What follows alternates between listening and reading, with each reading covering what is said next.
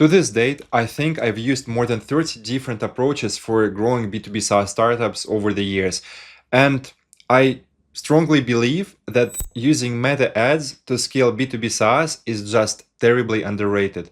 In this video, I'll share a story how I just helped my client Bilal turn $3,000 in ad spend into $60,000 in just 5 weeks. I'll go through how we set up the funnel, what we've done for the creatives, and hopefully this is going to get you some insight on how you can replicate it for yourself. Also, if you don't want to go through all the trial and error and be spending years figuring out how you can grow your own B2B SaaS with ads, you can go to saascamp.com, apply for my advisory, and potentially I can help you get to 100K MRR a lot quicker. Now, a few weeks ago, Bilal joined my advisory program to get help with scaling his solution in automobile niche. He got to the first 30K MRR through SEO content and referrals, but now their team wanted to really scale their SaaS and were exploring other channels. I often come across similar scenario when the startup gets through some traction and to initial product market fit with content, but then the issue there is there is only limited number of people who know that they have a certain problem and know about the existence of your solution. At the same time, there might be just so many more people who, if shown your solution, would be very eager to buy from you. And this is exactly why meta ads is so powerful when it comes down to that. The reason I like ads, again, is because it's the most predictable and scalable of all the channels and all the cold emails, LinkedIn outbounds, and Twitter ads, and whatever I tried. And after 8 weeks of running campaigns, we can basically reverse engineer how much we'll need to invest in order to hit any metric like 50K, 100K, or 250K MRR, whatever some of your investors might be pushing you towards, or I guess vast majority of founders watching this are bootstrapping their startups, and ideally they would want to also get to 150 to 150K with very nice, sexy profit margin and repeatable way. And fortunately, this is what this approach allows. So regarding the campaign setup, I showed Bilal how to set up the campaign with which we would be targeting high intent buyers who are already problem aware and don't need convincing that there is an issue to be solved.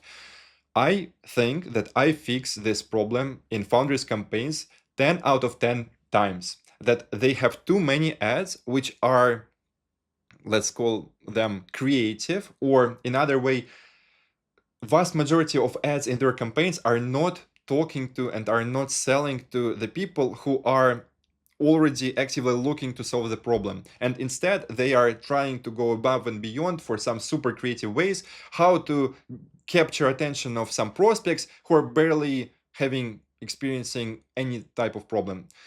That's why if right now you are not getting decent unit economics on your campaigns, one of the fundamental things that you might be missing is too few of your ads are actually advertising to people who want the exact thing that you're selling. And I'm just telling you, if you can clearly communicate what you have and who it is for, high chance is going to only help you get much better numbers on your campaigns. And I basically often talk about this approach in my Telegram channel, which you can also join, because there I often repeat myself saying, look, there is just so many good ways how to be selling to in-market buyers, and this just makes it so much easier for you to scale your startup. Because imagine if every single demo you have is with someone who is already problem aware and understand why they need to solve this and have some urgency, it just makes it so much easier for you to scale your startup.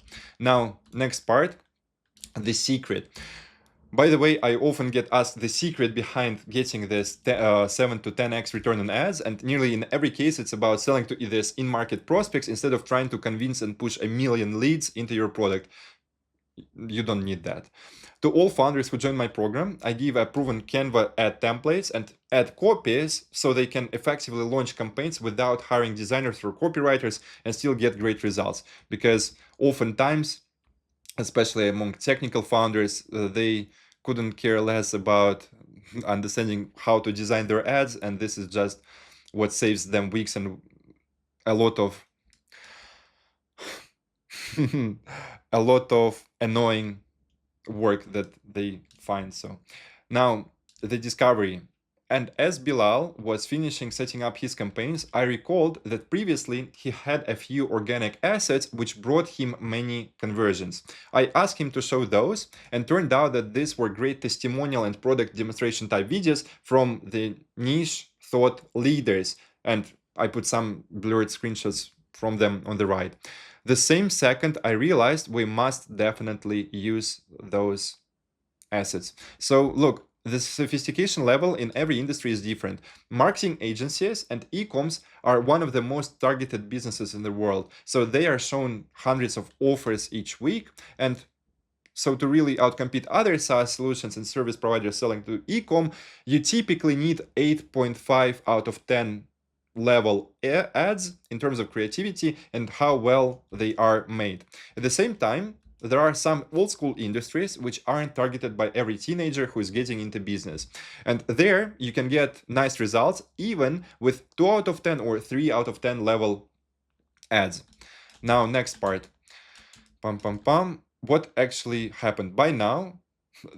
But now this is what happened. In a traditional automobile industry, in a very unintuitive subsector, we used a very good 8 out of 10 ad, or maybe 9 out of 10 when now I'm thinking of it, made by a thought leader who understood how to present the product well, was recognized as one of us by prospects, which is very important because thanks to the environment in the ads and using industry specific language, it just worked. And I'm now so happy I asked founders in detail on what previously brought them results, because he was already about to launch campaigns without using this old testimonial from this industry leader. A lot of times when founders are getting into ads, the other mistake I'm noticing is they forget about all the months or years of work they put into their marketing or project prior to that, and they are like, okay, let's start from a blank page. I typically don't like forgetting all the hard work you previously put into scaling your solution. And that's why before trying to come up with some out of the box type way of selling it, the logical way to get started is, okay, what has previously worked really well for you from outbound content, let's say what people say when they refer you, and whatever worked best in other channels. Because with ads, our goal is practically to get the same proven message in front of thousands and thousands more people. Right, now regarding the numbers, so for the results, let me say that the things have worked out quite well. I'll explain. His LTV for his product is between 3 to 4 months. I would say that this is on a shorter end. However, I mean, that's quite an industry norm in the space he is in. And I would say that we couldn't complain about the numbers we just gotten. The first 3K he put into his campaign, he made 15K MRR and then 20K MRR back. Considering his LTV, that's him turning 3K into 60K at 20x ROAS, lol. And it took us about 5 weeks from our first call till the cash has been collected. The next steps for us are going to be the following, because I mean, we don't want to just stop at couple best performing ad creatives, even though they are currently responsible for quite a significant amount of all the revenue coming in. But our goal is to diversify from here, because now we have proven angles. So what we want to do is, instead of depending on just, let's say, one creative, you never want to put all your eggs in one basket. So of course, you much rather have 10 or 20 fantastically working ads than just rely on one, and if it suddenly stops performing, you're screwed. And now you already hired your team, raising your next round or whatever. So next steps would be the following: introducing conversion API tracking so we can feed even better data back into Facebook and get longer staying users to push LTV. Idea behind here is the following. So for now, we didn't use advanced pixel related stuff and didn't use this advanced tracking just to get things going. Well, they went quite well already. Now, idea behind it is that we can now reset up things such way that we're going to be telling Facebook who are those people starting to pay for the product and who are those people who are paying for the product the highest amount and staying longest. And when we feed this type of data back, this is going to allow us to be getting more of such people from Meta.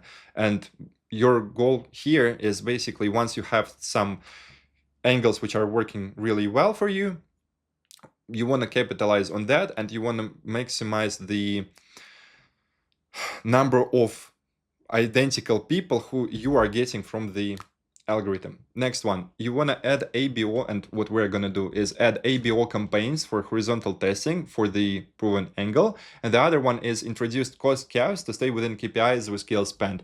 This one is for the following. So again, when you start scaling your ad spend, oftentimes I see situations when founders basically, I don't want to say collapse the results, but instead of them, let's say they were turning $1 into $2, getting a 2x return on the campaign. Now they want to put $2 to get $4 out of it. However, there are certain things which you need to be aware of as you are scaling your ad spend. And one of them is, instead of just, oh, YOLO, let's switch from $100 a day in spend to $500 a day in spend, oftentimes when you really change the budget being spent, this is gonna put the algorithm into a relearning phase and sometimes affect things negatively. In order for us to scale smoothly, you introduce the cost caps so that as you gradually increase spend by 10 to 20%, you are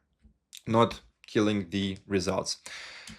Awesome. Now, if you want to scale your SaaS with ads, but you're not willing to burn all your ad spend on figuring things out, you can apply to my advisory, and I'll help you out by sharing the best practices from getting 14 completely different startups to 1 million ARR and beyond. And I think more than half of them have not been venture funded.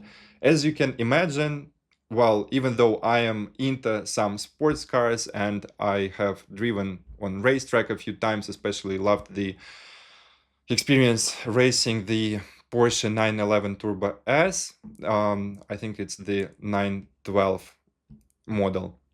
As you can understand, I can't name 70% of all the vocabulary that's been used in this campaign related to this automobile car related industry. What's the most important thing is that the founder, or in other words, you, have been in this industry for quite some time and you can speak the same language. Because instead of me trying to pretend that on Monday I'm the one guru who knows everything about food sustainability, one of my other clients, then on Tuesday I'm the automobile super copywriter for car parts guy, I'm not. Instead, what I do is I start with a roadmap call where we, with the founder, review what is already working well in your niche, what are the best creatives which are already performing nicely for other competitors, and plus I, as like you have seen today, I interview people on what has previously worked for them best. When we combine all these things together, without me knowing anything about these vehicles or automobile industries, we're still able to put together quite a precise plan on what are the campaigns going to look like and what exactly we're going to be executing here. After that, the next step is campaign launch, where I provide all the resources you may need for you to launch the campaigns. Plus, I, of course, guide you through doing this right so you don't misclick something and burn your entire budget.